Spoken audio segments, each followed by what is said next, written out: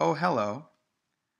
My name is Noah Drew, and I'm a voice teacher, professor of theater at Concordia University, actor, writer, director, composer, sound designer, general guy of the theater.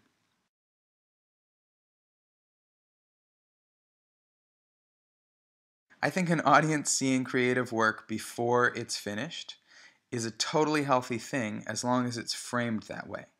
It's an opportunity for an audience to get involved at an early stage before something is a finished piece.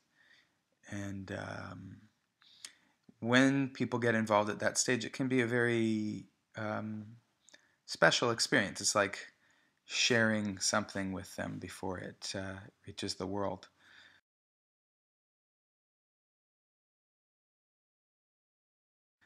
I had one experience with a guy who was, I think, in his late 80s, who came to the rehearsal of a show I was in Philadelphia.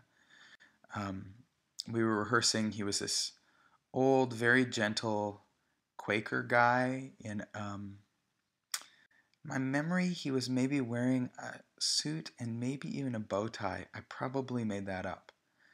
But he sat very quietly and politely, and he's not really a theater person, I don't think. Um, but there was something about having him in the room. He was a friend of the director. There was something about having him in the room that was really lovely. It was, for us as actors, it was a way of slightly bumping up the intensity because it's always a little more intense to have people who aren't involved with the process in the room while you're rehearsing and working on something that's not finished. And then the play was about the Iraq War, more or less. Um, I played a guy who was in the National Guard who got deployed to active service.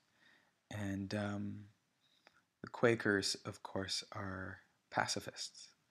And the director was a Quaker as well, and a very funny actor um, in his own right. But anyway, after the run through that this older gentleman watched, he shared a few reflections, not very many, and there was something quite lovely and yeah, special about having him there. It felt like we were being witnessed by somebody who had a depth of wisdom and a respectfulness and didn't understand everything that was was going on in terms of the theater part of it, but in many ways probably understood the material better than most of us did, having lived through more than a couple of wars himself.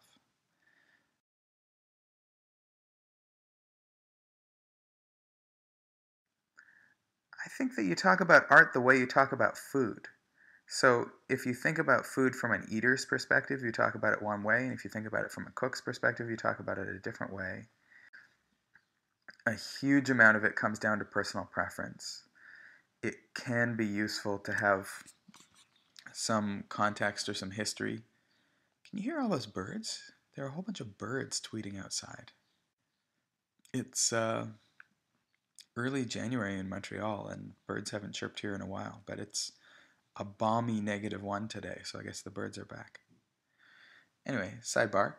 Um, so what was I saying? You talk about art the way you talk about food.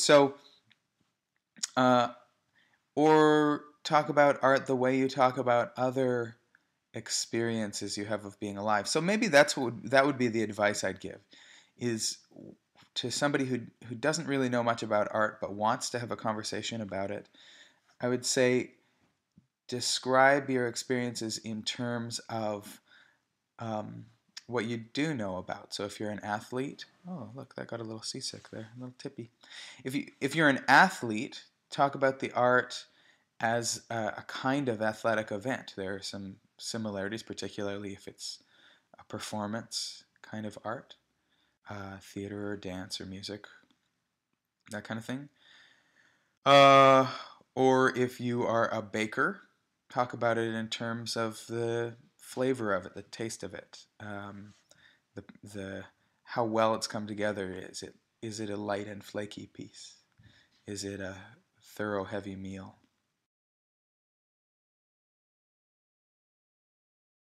So thanks for spending a little bit of time with me.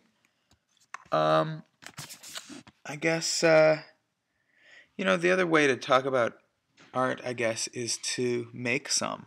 So that would be the advice I would give anybody who wants to practice talking about a particular kind of art more. I would recommend that they make a little of that art as part of that experience. Want to say hi? Hello. Who is this that we're talking to? Nobody. This is the video for Ashley. Oh, theater's rad. Enough said.